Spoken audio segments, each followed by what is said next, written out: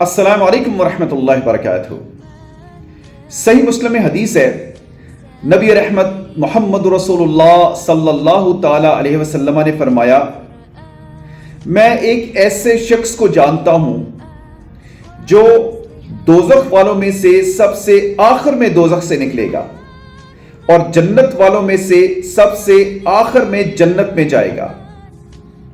وہ شخص اپنے ہاتھوں اور اپنے پیٹ کے بل گھسٹتا ہوا آگ سے نکلے گا تو اللہ رب العزت اس کو فرمائے گا کہ جا جنت میں داخل ہو جا۔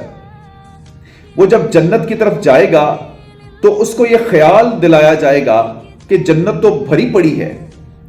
وہ واپس اللہ رب العزت کے پاس آئے گا اور کہے گا، یا اللہ جنت تو بھری پڑی ہے۔ اللہ رب العزت پھر فرمائے گا، جا جنت میں داخل ہو جا۔ وہ دوبارہ جنت کی طرف جائے گا تو اسے خیال دلوایا جائے گا کہ جنت تو بھری پڑی ہے۔ وہ پھر اللہ رب العزت کی طرف واپس آئے گا اور کہے گا، اے میرے رب جنت تو بھری پڑی ہے۔ اللہ رب العزت پھر اس کو فرمائے گا، جا جنت میں داخل ہو جا، وہاں تیرے لیے پوری دنیا کے برابر بلکہ اس سے 10 گنا زیادہ تیرے لیے جگہ ہے۔